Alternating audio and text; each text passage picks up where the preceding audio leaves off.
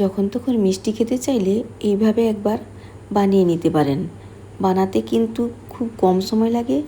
মাত্র দুটো একটা উপকরণ দিয়ে বানানো যায় এই দুরন্ত স্বাদের মিষ্টি। একদম রসালো, তুলতুলে, নরম, সফট, স্পঞ্জি মিষ্টি। যারা বেশি মিষ্টি পছন্দ করেন না তাদের জন্য পারফেক্ট এই মিষ্টি। এই মিষ্টি বানাতে মাত্র 1 চামচের মতো চিনির প্রয়োজন। খুব বেশি চিনি লাগবে না, 1 চামচ চিনি যথেষ্ট। এই রেসিপিটি নেট থেকেই নেওয়া। এই রেসিপিটি আমার খুব পছন্দ হয়েছিল, সেই জন্য আমি এই রেসিপিটি শেয়ার করতে চলেছি। আপনারা প্লিজ প্রথম থেকে শেষ পর্যন্ত দেখতে থাকুন, আশা করি আপনাদের খুবই ভালো লাগবে। তবে চলুন বেশি দেরি না করে রেসিপিটি শুরু করি। এই রেসিপিটি বানানোর জন্য আমাদের প্রথমে কিছুটা পরিমাণ দুধের প্রয়োজন। সেই জন্য আমি 1.5 লিটার পরিমাণ দুধ নিয়েছি।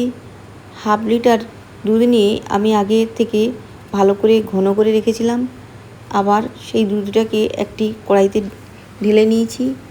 এবার বান্নাটা দিয়ে ভালো করে দুধটাকে ফেটিয়ে নেব। এবার দুধটা বেশ গরম হয়ে গেছে। এবার দুধটা থেকে কিছুটা পরিমাণ আমি তুলে রাখলাম। এটা আমার পরে কাজে লাগবে, এটাকে আমি সরিয়ে রাখলাম। এরপরে এখানে আমি ওই 1 চামচের মতো চিনি দিয়ে দিলাম। এর থেকে খুব বেশি চিনি আর লাগবে না, এটাই আমার হলে হয়ে যাবে। এবার চিনিটাকে সুন্দর করে গলিয়ে নিলাম। এবার এখানে কিছুটা পরিমাণ গুঁড়ো দিয়ে দিতে হবে। যেহেতু মিষ্টিটা আমি 1 চামচের মতো দিয়েছি, গুঁড়ো দুধটা দিলে এখানে যে মিষ্টিটা আছে সেটাতেই কিন্তু ব্যালেন্স হয়ে যাবে। গুঁড়ো দুধটা দিয়ে লো আঁচে আমি কিছুটা সময়ের জন্য সুন্দর করে মিশিয়ে নিয়েছি। আবারও কিছুটা দুধ দিয়ে দিয়েছি, আবারও সুন্দর করে মিশিয়ে নিলাম। দেখতে দেখতে দুধটা বেশ ঘন হয়ে গেছে। এরপরে আমি 1 লিটারের মতো দুধটাকে আগে থেকে ছানা কেটে রেখেছিলাম, সেই ছানাটা থেকে জল ঝরিয়ে নিয়েছি। এবার এই ছানাটা এই দুধের সঙ্গে আমি মিশিয়ে দিলাম।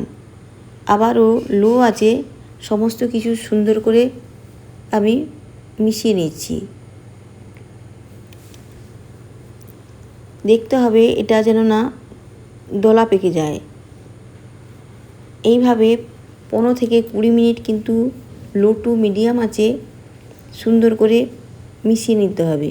কখনো খুন্তি, কখনো স্প্যাচুলা সাহায্যে সুন্দর করে নেড়ে চেড়ে নিচ্ছি। দেখুন 15 থেকে 20 মিনিট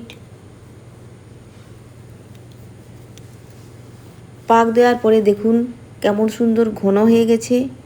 এবার শাড়ি দিয়ে সুন্দর করে শুকিয়ে গেছে। এইবার গ্যাসের বার্নারটাকে আমি অফ করে দিলাম। এবার এটাকে সেট করার জন্য আমাকে এখানে একটা কেকের মোল্ড কিংবা প্লেন একটা বাটি নিয়ে নিতে হবে। এখানে আমি একটা কেকের মোল্ড নিয়ে নিয়েছি। তাতে কিছুটা পরিমাণ বাটার পেপার দিয়ে কিছুটা ঘি দিয়ে দেব।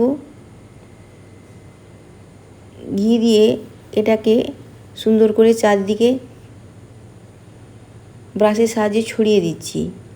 এতে যখন আমি সেট করব, যখন এরা কেকে ডিমোল্ড করব, খুব সহজে কিন্তু বেরিয়ে আসবে।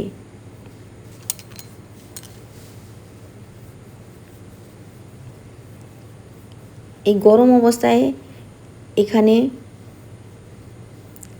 ছানার মিক্সচারটা আমি ঢেলে দিচ্ছি। এটা কিন্তু খুব বেশি টাইট করা যাবে না, একটু রসালো অবস্থায় নামিয়ে নিতে হবে। এবার স্প্যাচুলার সাহায্যে উপরটাকে আমি খুব সুন্দর করে স্প্রেড করে দিচ্ছি। দেখুন দেখতে কত সুন্দর লাগছে, খেতেও কিন্তু দারুণ হয়েছিল। এইভাবে একবার বন্ধুরা বানিয়ে দেখবেন, খেতে কিন্তু দারুণ লাগে। আর একবার যদি বানান আর বাজার থেকে মিষ্টি আনার কথা একদম ভুলেই যাবেন।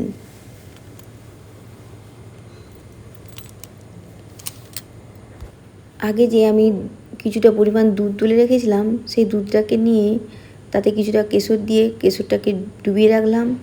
এবার এ দুটোকেও আমি 6 ঘন্টার মতো ফ্রিজে রেখেছিলাম। এবার ফ্রিজ থেকে বের করে নিয়েছি। এবার ডিমোল্ড করার জন্য একটা ছুরির সাহায্যে 4টা সাইড আমি একদম ছুরি দিয়ে ছাড়িয়ে নিচ্ছি। এরপরে উপরে একটা প্লেট চাপা দিয়ে ধরে পুরোটাকে উল্টিয়ে দিলাম। এবার উপর দিয়ে একটু ট্যাপ ট্যাপ করলেই দেখা যাবে পুরো মিষ্টিটা বেরিয়ে আসছে। এরপরে সুন্দর একটা শেপ দেওয়ার জন্য ছুরি দিয়ে 4টা কোণ একটু করে আমি কেটে সুন্দর করে সাইজ করে নিচ্ছি। এতে মিষ্টিটা দেখতে সুন্দর লাগবে।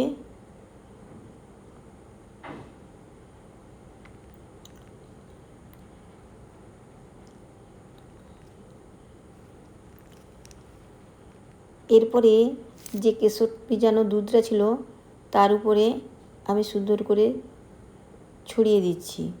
দেখুন কেমন সুন্দর হয়েছে। এটা ফ্রিজে থাকার জন্য বেশ ঠান্ডা ছিল, আর দুটোই ঠান্ডা, আর মিষ্টিটা খেতে দারুণ হয়েছিল।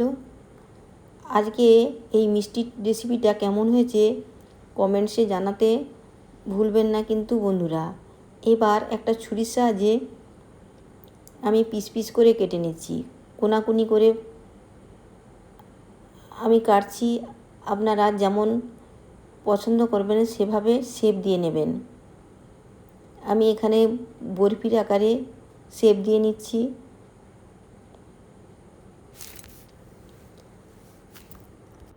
দেখুন আজকের মিষ্টিটা কেমন সুন্দর হয়েছে, একদম নরম তুলতুলে স্পঞ্জি।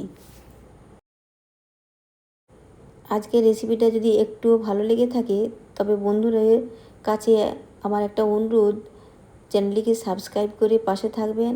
আর পুরাতন বন্ধুরা একটা লাইক দিয়ে আমাকে এগিয়ে যেতে সাহায্য করবেন। এতক্ষণ যে সমস্ত বন্ধুরা ভিডিওটি দেখলেন তাদের অসংখ্য অসংখ্য ধন্যবাদ। ভালো থাকবেন, সুস্থ থাকবেন। দেখা হবে আবারও একটা অন্য কোনো রেসিপির সঙ্গে।